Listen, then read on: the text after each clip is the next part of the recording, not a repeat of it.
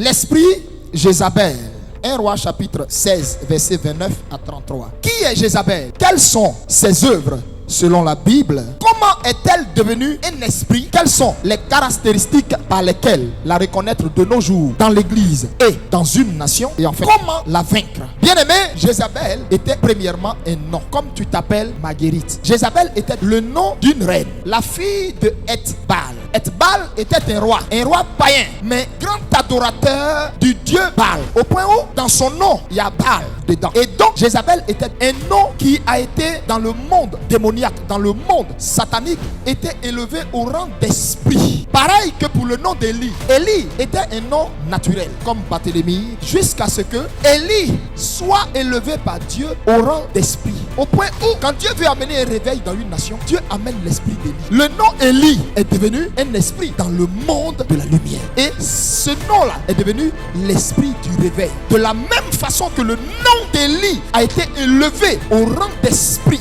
c'est de cette même façon que Satan, comme il aime bien copier tout ce que Dieu fait, il a regardé dans la jante féminine. Il s'est reconnu intrinsèquement en un nom, le nom de Jézabel. Il a élevé le nom de Jézabel au rang d'esprit, mais à cause de ses œuvres, à cause de ce qu'elle a servi Baal, Satan son maître, à un niveau de cruauté, de méchanceté, à un niveau caractérisé du mal, caractérisé du péché, le nom de Jézabel, ce n'est plus un nom qu'on peut donner à un enfant normal, à une jeune fille normale. Non, parce que ce nom est monté en grade dans la dimension spirituelle pour devenir un esprit. Mami Wata est un esprit. Mami Wata n'est pas le nom qu'un être humain a porté et puis après, ce nom a été élevé au rang d'esprit. Non, différent de Jézabel. Même le nom Lucifer, c'est un nom propre. Parce que voici quelqu'un qui s'est enraciné, élevé dans le mal au point où dans le monde spirituel, son nom a été canonisé pour devenir la représentation palpable du mal.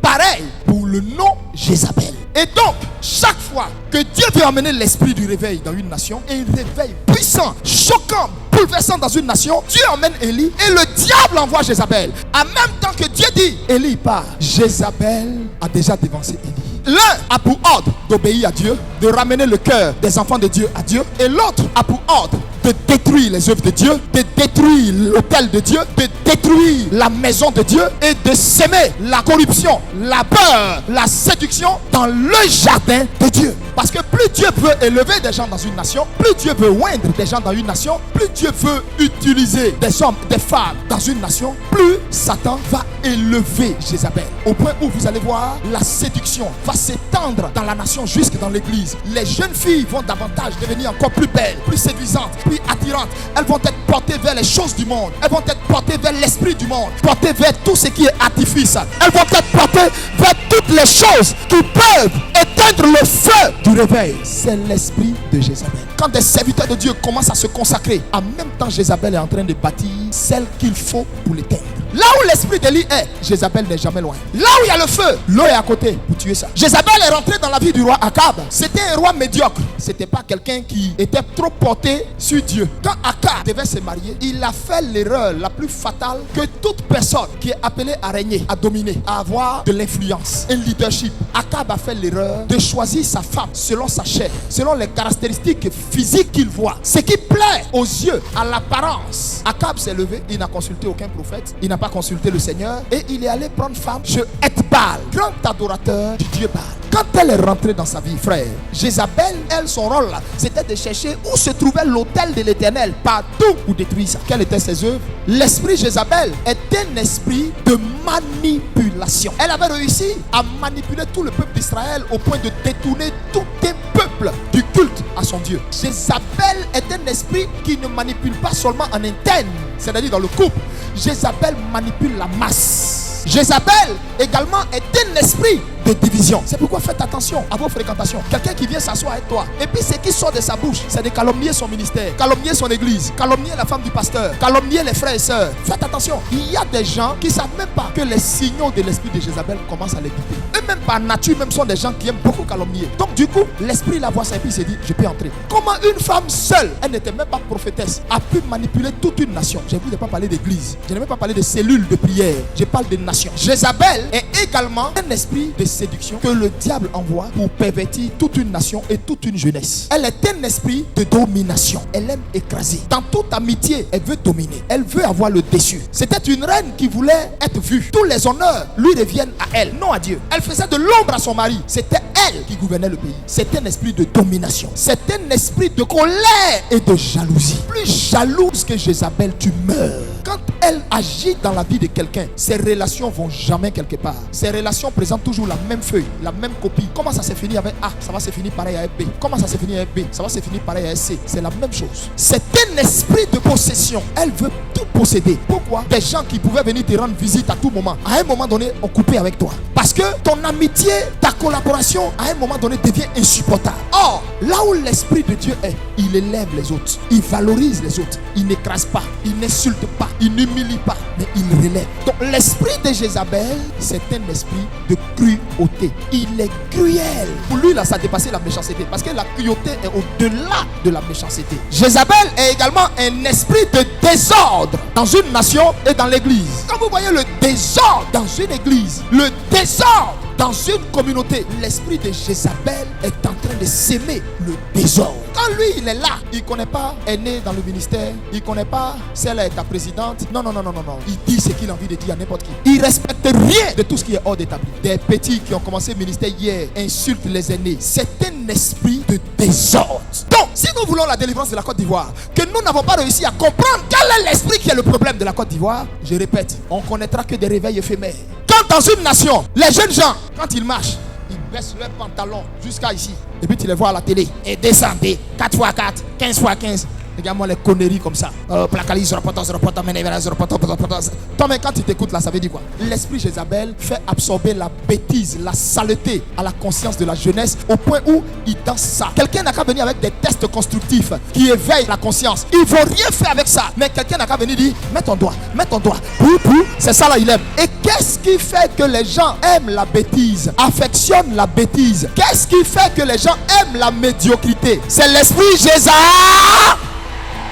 Et Jézabel avait ciblé l'industrie musicale en Côte d'Ivoire au point où ils ont pris des jeunes gens prometteurs, talentueux. Ils les ont fait entrer dans une branche de la franc-maçonnerie. Et là-bas, comme les gens savaient que ces jeunes gens naturellement avaient un aura mais pas possible, on les a pris pour les mettre en avant, pour faire d'eux des pièces d'une jeunesse dépravée. Dès qu'ils sortent un nouveau concept, tout Abidjan. Dès qu'ils s'habillent d'une manière, tout Abidjan. Dès qu'ils se coiffent d'une manière, tout Abidjan. C'est un esprit qui bafoue les valeurs, les mœurs. C'est un esprit qui bafoue la crainte de l'éternel. C'est un esprit de mensonge. Parce que là où il y a la manipulation, il y a le mensonge. La Côte d'Ivoire est en proie depuis des années à l'esprit Jézabel. Et donc évidemment, ça fait que jusqu'au jour d'aujourd'hui, vous allez voir des chaînes de propagande, des médias pour davantage favoriser la bêtise, prendre des dévergondés, des prostituées pour être animatrices. Voici à quoi ressemble ma nation quand cette nation a été investie par l'esprit Jézabel. Parce que l'esprit Jézabel, après l'esprit de mensonge, est un esprit de prostitution dans la nation. Quel est le pays qui n'a pas peur de Busy? Côte d'Ivoire. Quel est le pays où Busy n'est rien devant des petites filles? Côte d'Ivoire. Et elle te regarde et puis elle te dit, mais c'est ça qui est quoi? Ça c'est l'esprit Jézabel, ça. C'est ça où tout est sens déçu, dessous. Une nation rebelle à son père, rebelle à sa mère, rebelle à Dieu. Parce qu'une jeunesse réveillée, c'est des institutions qui commencent à trembler. Donc qu'est-ce qu'il faut faire? Il faut bâtir l'autel de Jézabel dans la nation pour amener la jeunesse à regarder autre chose. Dès qu'ils veulent prendre conscience, dès qu'ils veulent se rendre compte que la vie est chère, leur attention est détournée maintenant.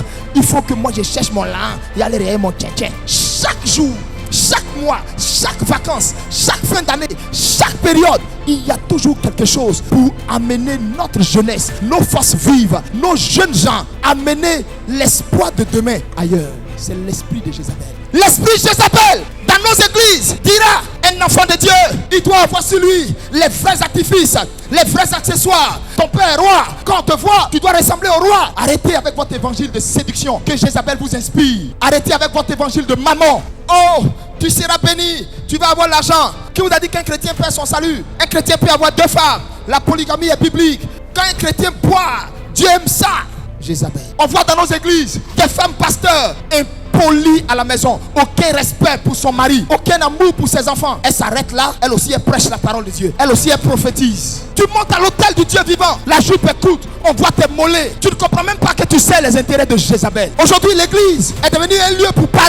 Qui a le meilleur sac, qui a la meilleure montre. Et si tu veux regarder les gens pour vivre à Abidjan ici, tu vas devenir voleur. Tellement les gens veulent paraître. Ton pin des mèches. Tu es fille de Sion. Tu peux t'habiller classe, chic, même si tu veux cher, mais sobre. Mais on voit dans nos églises des pasteurs 2.0, pantalons plaqués, sautés, pour qu'on voit toute la paire de chaussettes. Pour qu'on sache que la chaussette est en harmonie avec la paire de souliers.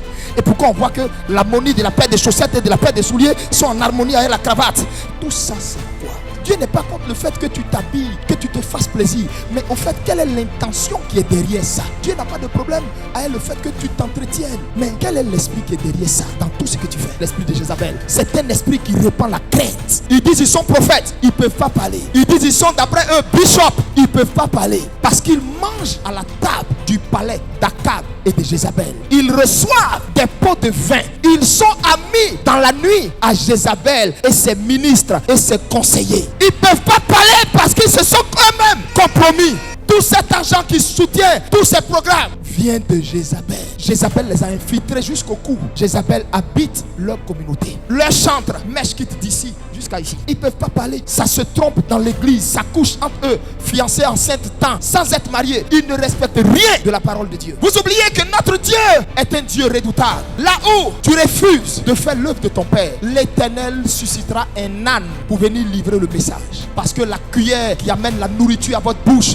est corrompue. Oh, Jézabel est un esprit de corruption. Le problème de la Côte d'Ivoire, c'est cet esprit pilier, Jézabel. L'esprit de Jézabel ne peut être vaincu que par l'esprit d'Élie dans une nation. Elle a rendu Israël ingouvernable.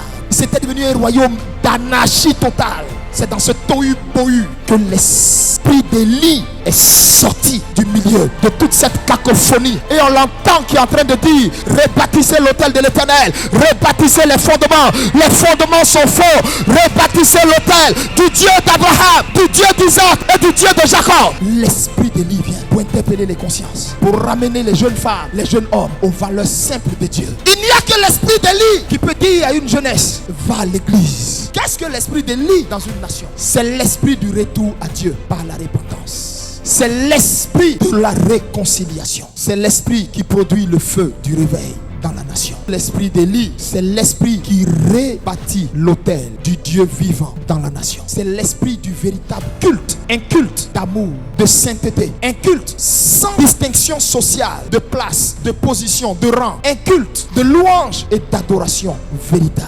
Un culte de crainte de l'Éternel. C'est ça l'esprit d'Élie.